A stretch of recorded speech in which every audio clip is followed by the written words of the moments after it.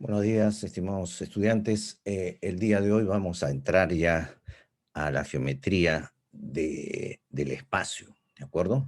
Vamos a estudiar los planos y los poliedros regulares. Además, vamos a revisar el examen. Vamos a revisar el examen que tienen o que han dado la semana pasada, ¿de acuerdo? Muy bien, ¿me escuchan bien, por favor? Julio, buenos días.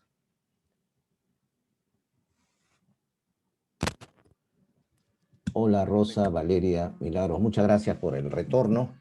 Vamos a entrar entonces a revisar el examen.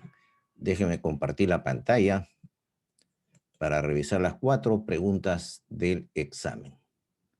Compartir. A ver, vamos a ver acá.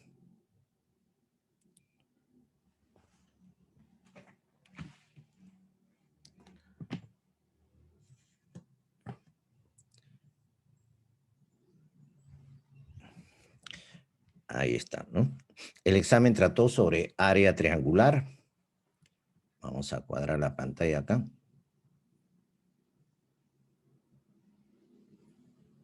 Ahí está. Ok, trató sobre área triangular y además sobre relaciones métricas del triángulo oblicuángulo. Entonces, veamos el examen brevemente. Déjenme buscar aquí una pantalla, una hoja en blanco. Ahí está. El primer problema, más de la mitad hizo el problema que se lo voy a mostrar aquí, miren. Se les daba una figura, un triángulo, por aquí una mediana, por aquí otra mediana, y por aquí otra mediana. 3 medianas. Y le pedían calcular esta área X, sabiendo que el área total era 24. El que ha estudiado su guía lo podía resolver porque hay un problema similar en la guía. El que fue al taller también podía resolverlo porque hubo un problema similar en el taller. ¿De acuerdo? Para resolver este problema, que más de la mitad lo hizo, había que aplicar el teorema de la mediana. ¿Qué dice el teorema de la mediana? Que la mediana determina áreas iguales. Entonces, si quieren hallar esta área, pueden empezar afirmando que esas áreas son iguales por el teorema de la mediana, ya que esta es la mediana que determina XX. Luego, se vuelve a aplicar el teorema de la mediana a este triángulo. En este triángulo, como este es punto medio, esto es mediana. Entonces, esta área será 2X. Y lo mismo, en el triángulo total, por dato esto es mediana, entonces esta área es igual a 4X. Y de ahí planteaban que la suma 8X es el total 24, ¿no? Y de ahí salía X. Después había otro problema de áreas también, o sea, fueron 2 problemas de áreas, balanceado, que decía lo siguiente.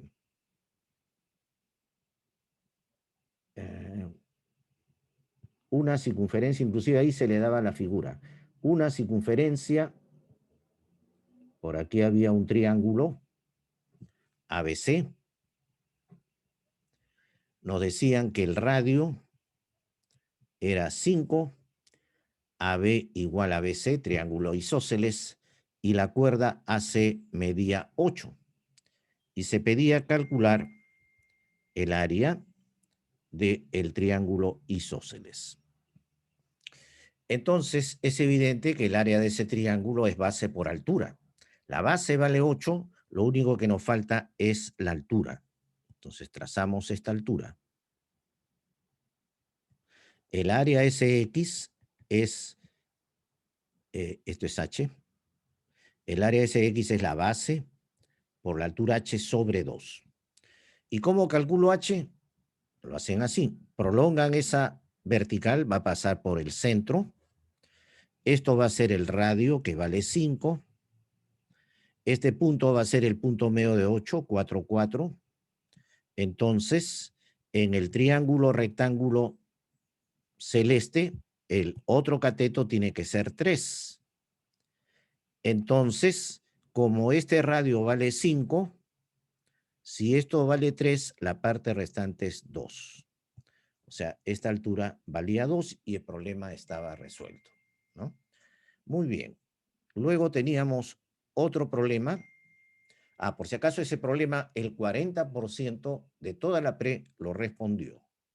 Han habido 20 en todos los salones, ¿ya? El siguiente problema, nos decían que en un triángulo los lados medían 3, 4 y el tercer lado raíz de 46. Y nos pedían la menor mediana.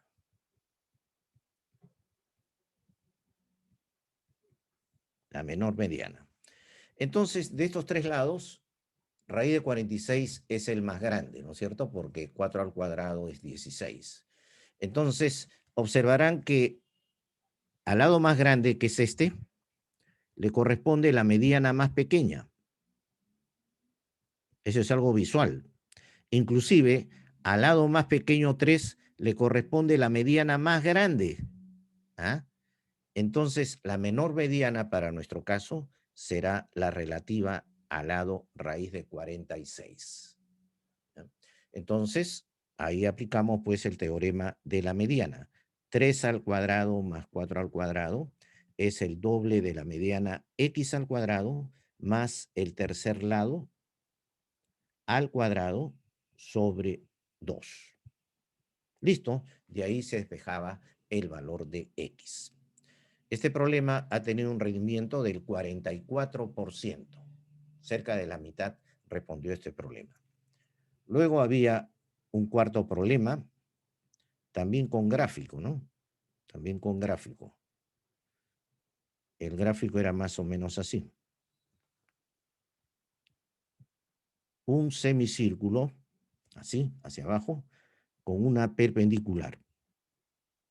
Y luego una vertical hacia arriba con un triángulo. ¿Listo?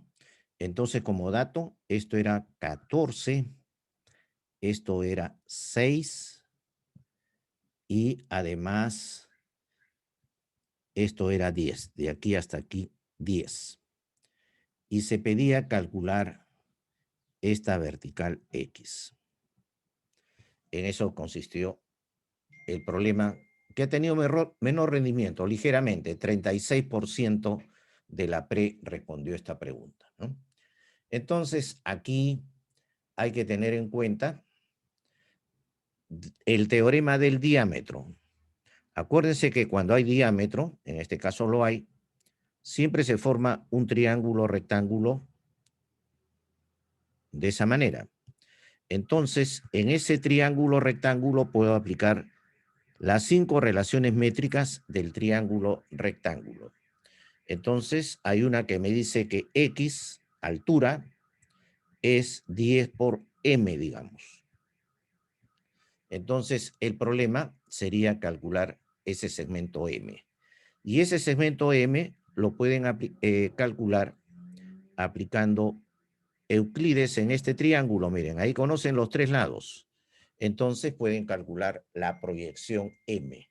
Si ustedes quieren calcular esa proyección verde en el triángulo celeste, aplicamos Euclides. Entonces, ¿qué lado tienen que poner en el primer miembro de Euclides? Al cuadrado. Es muy fácil, ya se los había mencionado en clase. Si quieren la proyección verde, observan de qué vértice parte. Parte de este vértice. Hay que tomar el lado opuesto al cuadrado acá. 14 al cuadrado. Nada más.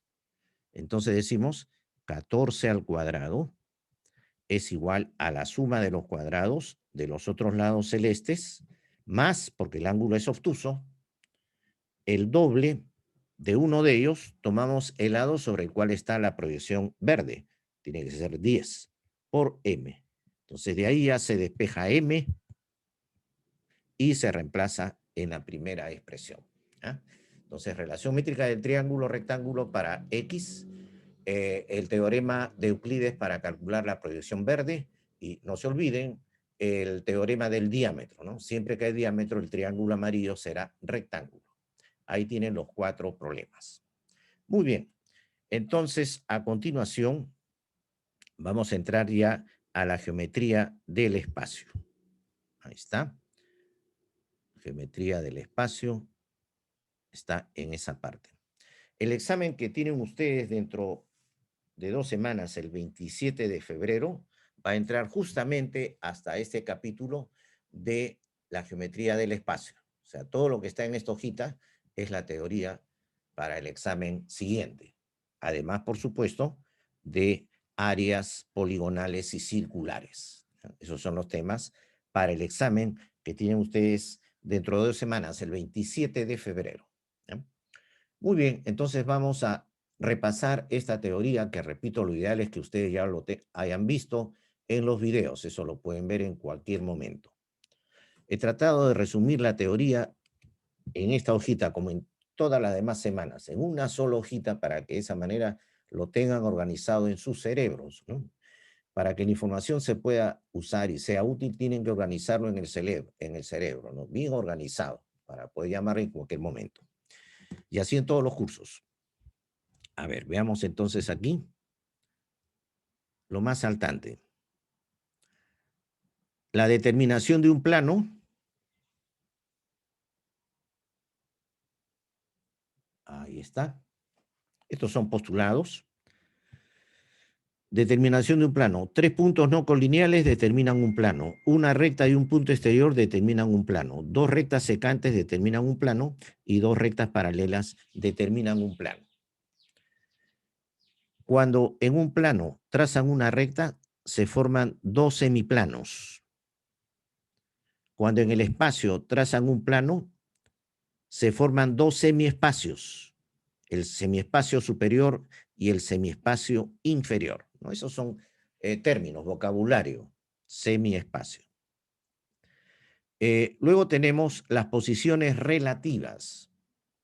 Casi todas ellas ya las conocemos, porque todos los días nos movemos en un mundo de 3 dimensiones, todos los días, ¿no? De 3 dimensiones. Muy bien, entonces un breve repaso. Planos paralelos son los planos que no se cortan. Por ejemplo, el piso, ¿no es cierto? El piso y el techo. Nunca se van a cortar esos planos, son paralelos.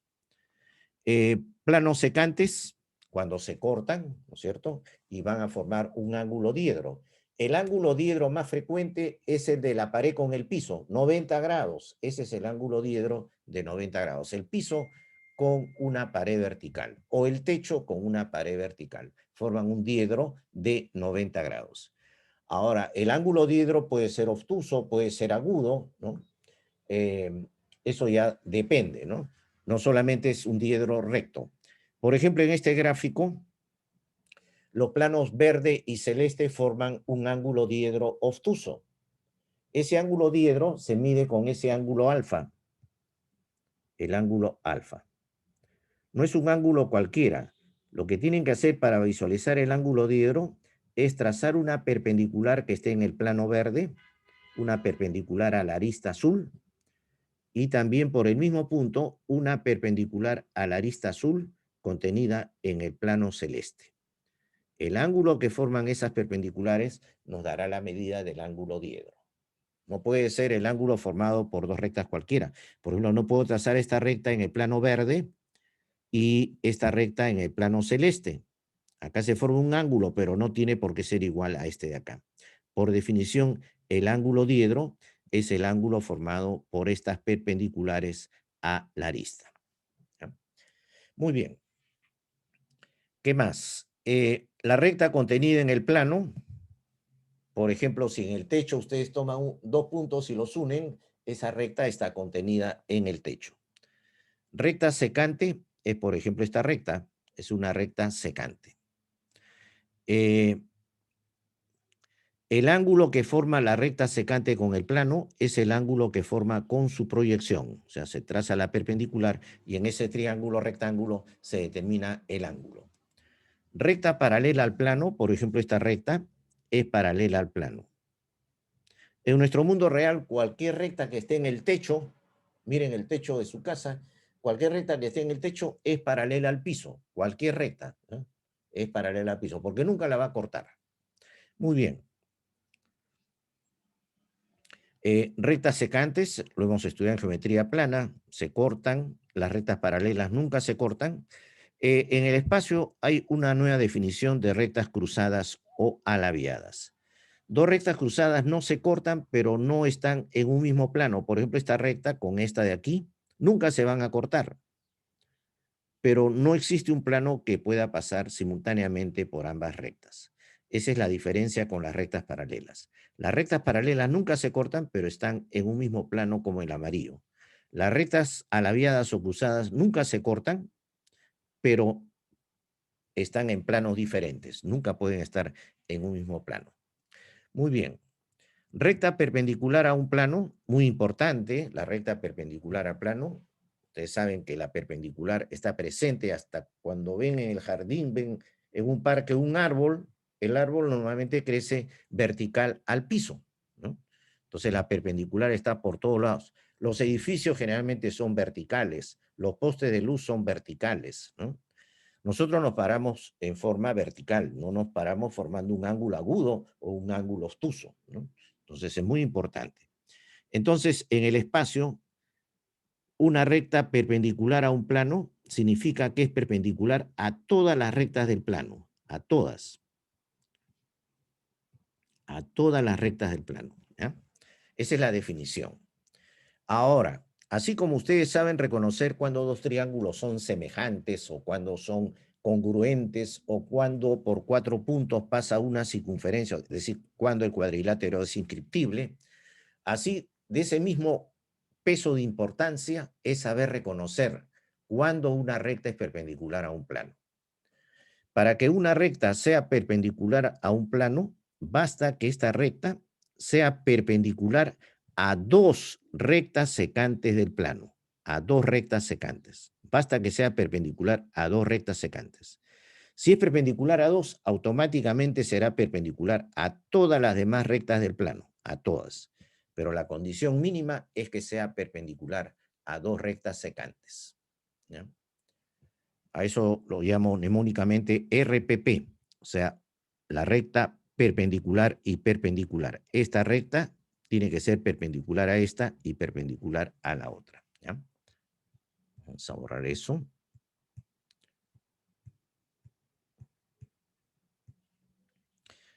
Esa técnica de cómo reconocer la recta perpendicular a un plano se usa para el teorema de las tres perpendiculares, que si saben aplicar la técnica RPP ni siquiera necesitan recordar este teorema porque tiene muchas condiciones. Pero vamos a explicarlo y se lo voy a demostrar acá para practicar el RPP. Miren, en este teorema necesitan lo siguiente. Necesitan una recta perpendicular al plano amarillo. Esa viene a ser la primera perpendicular. Luego necesitan la recta verde contenida en el plano. Acá hay una recta verde contenida en el plano. Luego, por el pie H de la primera perpendicular, se traza una perpendicular a la recta contenida en el plano. Esa viene a ser la segunda perpendicular. Esta es la primera. Este teorema afirma que si se une este punto A con un punto cualquiera de la primera, esta recta que estoy trazando va a ser perpendicular a la recta del plano. O sea, este ángulo valdrá 90 grados. Entonces, la demostración es aplicar la técnica RPP. Por la técnica RPP, ustedes pueden reconocer que esta recta verde, R, digamos, es perpendicular a esta de acá porque esta es 90.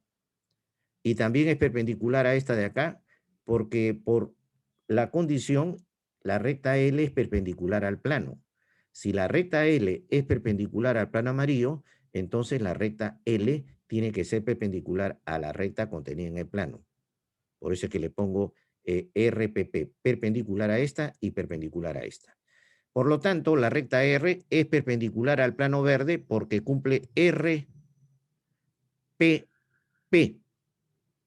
La recta R es perpendicular a todo el plano verde. Por lo tanto, si la recta verde es perpendicular al plano verde, será perpendicular a cualquier recta contenida en dicho plano. O sea, por ejemplo, este ángulo valdrá 90 grados. ¿Ya? Ese es el teorema de las tres perpendiculares que con RPP se demuestra rápidamente al ojo. ¿Ya? Muy bien, acá esto es bien importante. Les he hecho un mapa mental con el cual termina el curso. Esto tienen que tenerlo grabado en su mente, porque con eso se termina el curso. Miren, nosotros ahora vamos a estudiar los sólidos geométricos. Los sólidos geométricos son muchos. En este curso básico se estudian dos tipos, los poliedros y los sólidos de revolución. ¿Qué cosa es un poliedro? El prisma, la pirámide, son poliedros. Son sólidos cuyas caras son polígonos. ¿Qué son los sólidos de revolución? Son los que se generan cuando gira una figura plana. Los más conocidos son cilindro, cono y esfera. ¿Eh? Dentro de los poliedros vamos a estudiar dos tipos, los convexos y los no convexos. Los no convexos casi no se estudian, porque el no convexo se puede transformar en un convexo. Un no convexo, por ejemplo, es la letra L tridimensional. Si ustedes dibujan esta letra L tridimensional, o puede ser una escalera de dos niveles, ¿no es cierto? Ese es un poliedro no convexo. Sus caras son polígonos, pero el no convexo se reconoce trazando una secante. Si al trazar una secante corta la superficie en más de 2 puntos, como en este caso, el poliedro se llama no convexo. Muy bien. Lo que estudiamos son los poliedros convexos. Los poliedros convexos que vamos a estudiar cumplen el teorema de Euler. El teorema de Euler dice que en todo poliedro el número de caras más el número de vértices es igual al número de aristas más 2. Luego estudiamos los 5 poliedros regulares, que lo vamos a ver en detalle un poquito más abajo, el prisma y la pirámide. Ahí termina. Los sólidos de revolución que estudiamos son cilindro, el cono y la esfera. Las fórmulas principales, muy rápido. El volumen de todo prisma es área de la base por la altura. Es muy parecido al área de un rectángulo. El área de un rectángulo es base por altura. Esto es para 2 dimensiones. El prisma para 3 dimensiones es el mismo formato, miren, volumen es igual a base por altura, solo que la base ya es área de la base por la altura, pero el formato es el mismo. Pirámide es el mismo formato que el prisma, pero por un tercio de base por altura, pero se repite el producto, base por altura. Así como en el triángulo, ¿no? El área de un triángulo es 1/2 de base por altura, y el área de un rectángulo es base por altura, ¿no? Solamente el factor 1/2. Para el caso del prisma y la pirámide, el factor es 1/3. El cilindro tiene la misma fórmula del prisma. Área de la base, como es un círculo, es pi r cuadrado por h, pero es el mismo formato. El volumen del cono, igualito, 1/3 de pi r cuadrado h. El área de la esfera es 4 veces el área de un círculo que tiene por radio el radio de la esfera, porque es 4 pi r cuadrado. Miren qué curioso. Y el volumen cumple la misma expresión que la pirámide, 1/3 del área de la base, 1/3 del área de la base por la altura. Solo que en este caso la base se considera a toda la superficie esférica y el radio sería la distancia del centro a dicha superficie. Por eso es 1/3 del área por R. Como el área es 4 pi r cuadrado, se reemplaza 4 pi r por R, 4 pi r cubo sobre 3. ¿Ah? Entonces, ahí tienen una visión panorámica del curso. Con eso se termina el curso. ¿Ya? Muy bien, un breve detalle para entrar ya a los problemas de esta clase. Ya hemos dicho que en todo poliedro convexo, número de caras más número de vértices igual al número de aristas más 2. Ese es el teorema de Euler. O se pronuncia Euler también, ¿no? Y luego, para terminar la teoría de esta clase, se estudian los 5 poliedros regulares. Para que un poliedro regular sea regular, necesita que todas sus esquinas sean iguales. Por ejemplo, en este poliedro todas las esquinas son iguales. Tienen 3 ángulos de 60 grados. En el cubo, todas las esquinas tienen 3 ángulos de 90 grados. Sí. En el octaedro regular, todas las esquinas tienen 4 ángulos de 60 grados. En el dodecaedro regular, todas las esquinas son iguales y en el icosaedro también. Y la segunda condición es que las caras sean polígonos regulares. Bueno, esa condición la cumplen solamente estos 5 políedros regulares, llamados también eh, sólidos platónicos. Sólidos platónicos. El tetraedro regular tiene 4 triángulos equiláteros. Entonces, veamos sus fórmulas. El volumen, como es una pirámide, cumple esta fórmula, 1/3 de base por altura. La base es un triángulo equilátero del lado A. Entonces, el área de la base es esto, A cuadrado raíz de 3/4.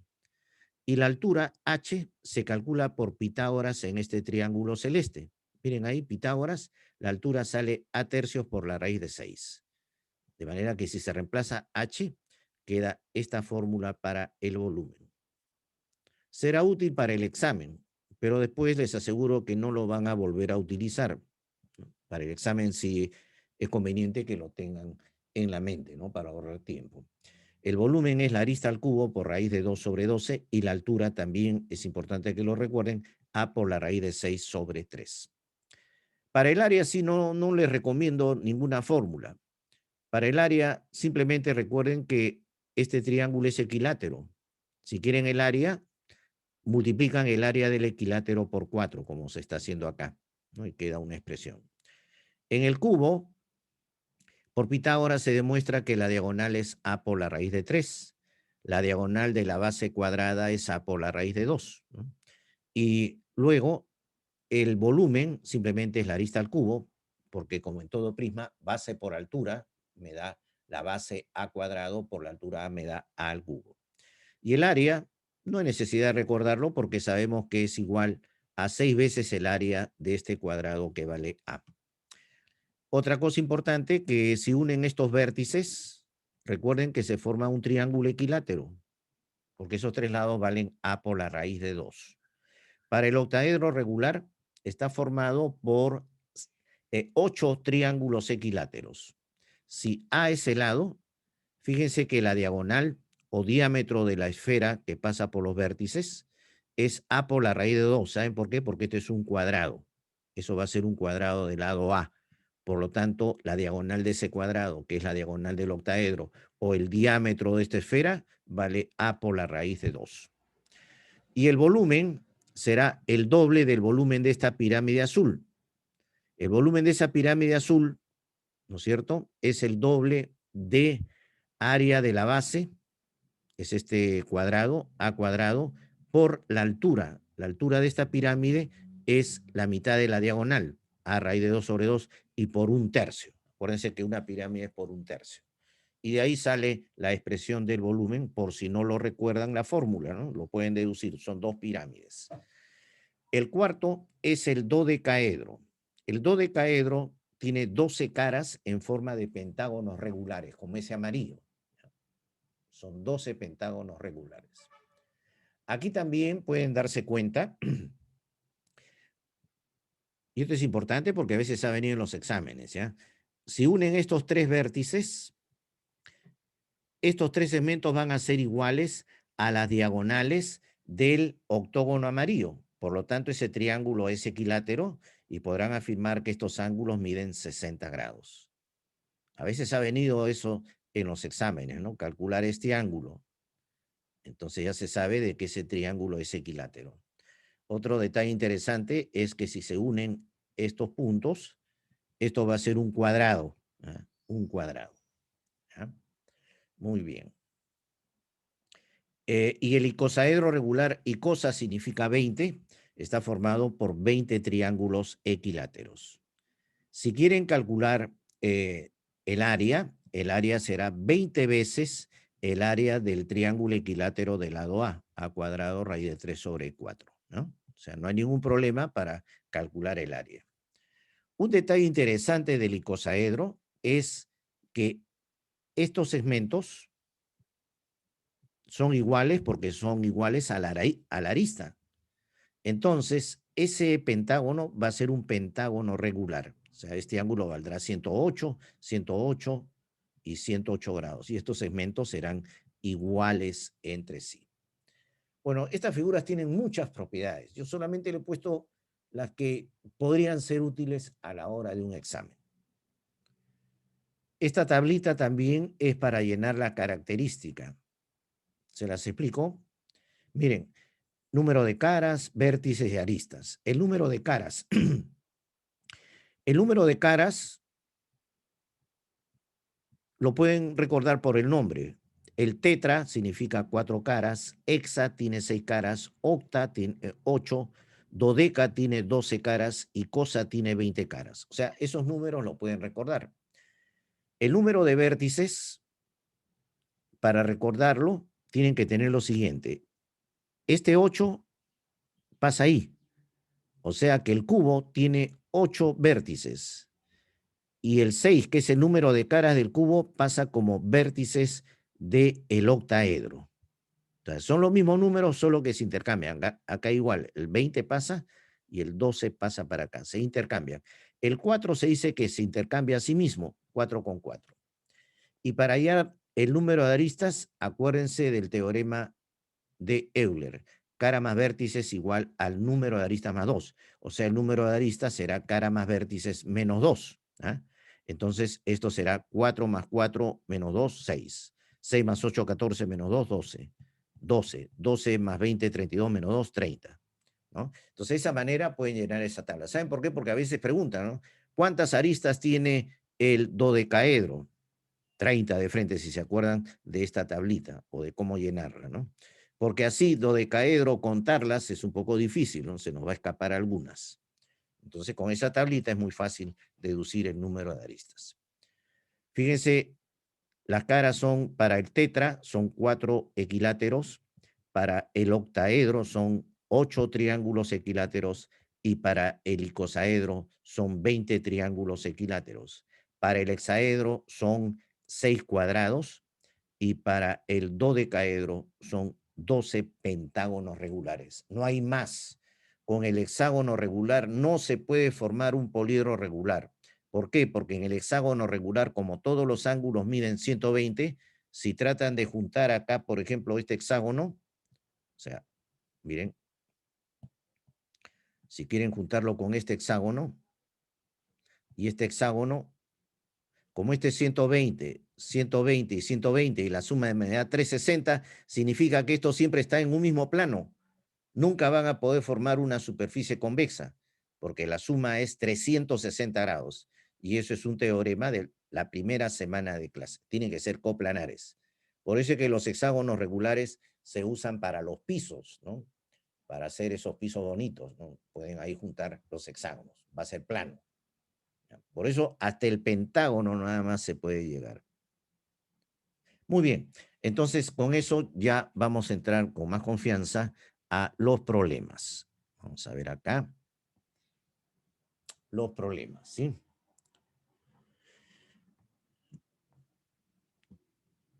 Quisiera un retorno, por favor, si me escuchan bien.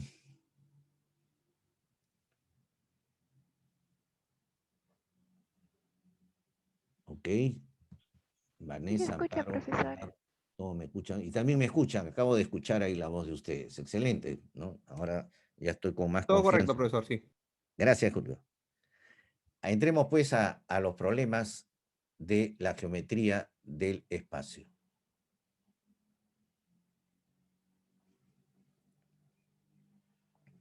Problema número 1. Acá se dibuja un poquito más porque tenemos pues que entrar a las 3 dimensiones, ¿no? Pero haciéndolo con cuidado no va a haber ningún problema. Dice el problema número 1. La proyección ortogonal de un punto sobre un plano P es el punto C. A ver, acá supongamos que tenemos el plano. Imagínense el piso para una mejor visualización, que es el plano P. Y por un punto del espacio que podría estar en el techo, lo proyectamos a este punto que lo voy a llamar punto B, digamos. Proyectar significa su sombra al mediodía. Eso lo hago con una perpendicular. Trazo esta perpendicular hasta el punto C, ¿no? Ahí me está indicando el punto C. Ya tengo entonces la proyección ortogonal, esa vertical. Luego dice que la distancia de C a un punto A, la distancia de C a un punto A, digamos por acá, es 12. Marco ese dato como 12. Ahí está. Y nos piden calcular la distancia de B a A. De B a A tengo que trazar este segmento. X. Si el segmento, a ver un ratito, calcular la distancia de B a A. Si el segmento AB, dice, forma con el plano un ángulo de 60 grados. Ya. O sea, este segmento AB forma con el plano amarillo un ángulo de 60 grados. ¿Cómo visualizo ese ángulo? Por definición, el ángulo que forma una recta con un plano es el ángulo que forma con su proyección. Esta es la sombra de X sobre el plano. Entonces, este ángulo es el que por dato mide 60 grados. Entonces, marco. Este ángulo es el que mide 60 grados. Esa sería la interpretación del problema. Muy bien. Entonces, igualito que en la geometría plana. ¿Dónde está X? Tiene un vértice aquí, un vértice aquí. Entonces, esos puntos tienen que intervenir. Veamos cómo lo conectamos con los otros datos. Del extremo A parte el dato 12 y también es el vértice del dato 60 grados. Entonces, esos tres puntos son claves para este problema. De manera que podemos afirmar que este triángulo rectángulo verde lo va a resolver. Ese es un triángulo rectángulo en C. ¿De acuerdo? Entonces vamos a decir paso 1, el triángulo rectángulo verde es un triángulo notable de 30 y 60. Todo lo de la geometría plana lo podemos aplicar al espacio. Entonces, en ese triángulo rectángulo, el cateto 12 que se opone al ángulo de 30 grados tiene que ser la mitad de la hipotenusa X. Por lo tanto, X será 24. Ahí tenemos la solución de este problema. ¿Ya? Muy bien. Pasemos al problema número 2. Dice, E es un punto exterior a un plano. Entonces, ahí tenemos el plano. Vamos a tomar un punto exterior E. Por aquí, digamos. La distancia al plano vale 12. La distancia al plano vale 12. Entonces, trazo esta perpendicular al plano. Se llama EO. Y esa distancia vale 12. Ahí está. Luego dice que desde E se trazan oblicuas al plano. 3 oblicuas con esta condición. Se traza EA, es la primera oblicua. Luego se traza EB por aquí. Y EC. Ahí. ¿Listo? Con la condición de que esos tres segmentos son iguales a 13. 13, 13 y 13. Y dice cuyos pies, o sea, los puntos A, B y C, forman un triángulo equilátero ABC. Entonces, 1 A con C y con B. Y ese triángulo es equilátero. Equilátero. Vamos a resaltar ese triángulo equilátero, ABC. Ahí está. Y nos piden calcular el perímetro de dicho triángulo. El perímetro del triángulo ABC. Obviamente lo único que nos falta calcular es el valor del lado. ¿De acuerdo? Entonces, si al lado lo llamo, voy a borrar ese O porque está fastidiando un poco. Vamos a ponerlo por acá. Entonces, calculando A, el problema está resuelto. ¿Listo? Entonces, porque el perímetro será 3 veces A. Entonces, ya partimos el problema. El problema se reduce a calcular el lado del equilátero que vale A. Esos puntos están conectados con O mediante un triángulo. Voy a agrandar esta figura. Entonces, observen.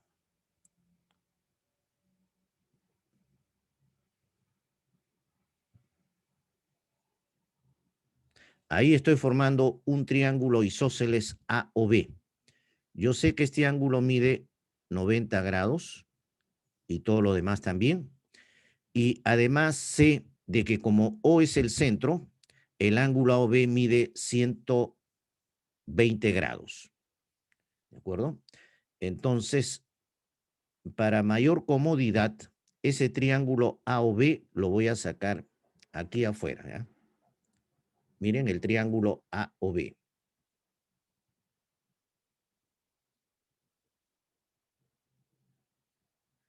Ese triángulo AOB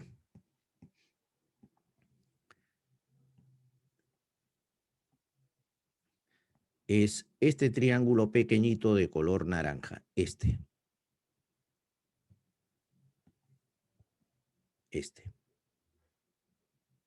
En ese triángulo AOB, este ángulo mide 120 grados. Y esto es A. Y el triángulo es isósceles. Entonces, ese es un triángulo isósceles notable, el triángulo isósceles de 120. Ahí se cumple que A es igual a uno de los lados iguales por la raíz de 3. Por la raíz de 3. Eso es muy fácil de demostrarlo. Le trazan altura 120, se forma 60, 60, 30, 30. Por triángulo notable pueden calcular el valor de A en función de OA. ¿Ya? Bueno, entonces, ¿qué pasa? El problema para calcular A se ha reducido ahora a calcular OA. Y para calcular OA nos damos cuenta que OA está muy fuerte en un triángulo rectángulo donde se conocen los otros elementos. Vamos a poner acá, miren este triángulo rectángulo, el verde. Miren ese verde. Es un triángulo rectángulo. Puedo calcular el cateto menor OA. Entonces decimos paso 2. En el triángulo rectángulo verde, vamos a aplicar Pitágoras, teorema de Pitágoras. El cateto OA al cuadrado es igual a la hipotenusa 13 al cuadrado menos 12 al cuadrado. Obviamente sale 5, ya lo sabíamos, pero si no lo sabemos, aplicamos Pitágoras, ¿no? El que se acuerda que 5, 12 y 13 es triángulo rectángulo, de frente lo aplica. Esto será 5. Entonces, 5, 5, lo reemplazamos en 1 y A será igual a 5 por la raíz de 3, porque ya calculé el valor de OA. Por lo tanto, último paso, el perímetro del triángulo amarillo es el triple de lado, que lo acabo de calcular, 15 por la raíz de 3. Ahí cerramos el problema.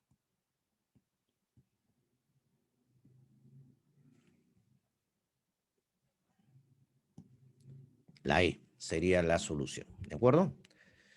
Entonces, como observarán, los problemas de geometría del espacio se reducen a geometría plana. En el problema anterior hemos necesitado solamente el plano verde. En el problema 2 hemos necesitado dos planos. El plano verde y el plano naranja que está contenido en el triángulo equilátero amarillo. Entonces, así es la geometría del espacio. Por suerte nos puede tocar un solo plano, como en el problema 1, o de repente dos planos, como en el problema 2.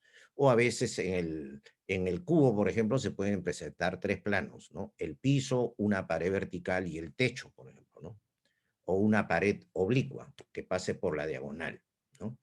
Pero eso es, digamos, la geometría del espacio. Los problemas son así. simplemente ustedes ya tienen que agregar una dimensión más, ¿ya? Pero después es lo mismo, Pitágoras, el teorema de Euclides, teorema de la secante, áreas, todo es igual, solo que se presentan más planos, ¿ya? Ahí está. Excelente, ya aquí teníamos a Bruno. Bruno marca con la E y también a Xiomara Brisset con la E. Excelente, muchas gracias. Pasemos al problema número 3. Igualito van a ver que se reduce a geometría plana. Si hay suerte será un solo plano, en algunos casos serán 2 planos o 3 planos. Dice el problema 3. 2 puntos A y B situados exteriormente, uno y otro lado de un plano. Entonces ahí está el plano. El punto A lo voy a tomar arriba, digamos por acá, y el punto B por acá. ¿Listo? Dice que distan 6 y 2 metros del plano. O sea, la distancia de un punto a un plano es la perpendicular. Esa perpendicular vale 6, llega hasta aquí. Y la distancia de B al plano será esta perpendicular, vale 2. ¿Listo? La proyección ortogonal de AB sobre el plano, entonces tengo que visualizar AB. AB viene por aquí, desaparece y vuelve a aparecer. Dice, la proyección de AB sobre el plano mide 15. La proyección de AB significa la distancia entre los pies de las perpendiculares, ¿no? O sea, esta distancia, esa distancia es la que vale 15. Toda esa distancia, 15. O sea, de aquí hasta aquí. Todo eso es lo que vale 15. Y nos piden calcular AB. AB es toda esta recta X, de A hasta B, la que atraviesa el plano. Ya. Muy bien. Entonces, veamos pues cuántos planos voy a necesitar. Ya, esa es una especie de juego, ¿no? Tiene que ver cuántos planos hay que descubrir para llegar a X. Entonces, observamos que X tiene este extremo y este extremo, o sea, esa recta va a intervenir. De un extremo parte 6, del otro extremo parten 2, y esto es 15. Entonces, todo está en un mismo plano, todo está en ese plano vertical. Ahí lo vamos a resolver entonces en ese plano vertical. Como el 6 es paralelo al 2, entonces usamos la técnica del rectángulo que hemos usado en geometría plana. La técnica del rectángulo. ¿Qué significa esa técnica? De que el 2 lo traslado hacia arriba y por A lanzo esta perpendicular hasta el punto H. Entonces decimos paso 1, trazo AH perpendicular, a esto lo voy a llamar CD, a la prolongación de BD. Entonces, con eso, miren lo que logro. Logro de que X sea hipotenusa de este triángulo rectángulo, como que lo estoy preparando para Pitágoras, ¿no? Me faltarían los catetos, muy fácil. Este 15 pasa aquí por la técnica del rectángulo de la geometría plana. Y además, el 6 celeste pasa aquí, como 6. Entonces podemos afirmar que en el triángulo rectángulo amarillo, por el teorema que más se usa en la geometría, el teorema de Pitágoras, la hipotenusa x al cuadrado es el cateto 15 al cuadrado más el cateto vertical, todo esto que vale 6 más 2, 8, más 8 al cuadrado, ¿de acuerdo? Entonces eso nos va a dar 64 más 2, 25, 289, la raíz 17. Ahí está. Listo. De esa manera hemos resuelto este problema. Miren, un solo plano, ¿no? y se aplica la geometría plana. O sea, no hay ningún problema. Todos los problemas son así de la geometría del espacio. ¿Ya? Excelente. Continuamos entonces, tenemos unos minutos para cambio de hora. Adelante, Julio. Perfecto, Gracias. profesor. Muchas gracias. Ok. Retornamos, chicos, en 10 minutos. Por favor, muy puntuales. Gracias.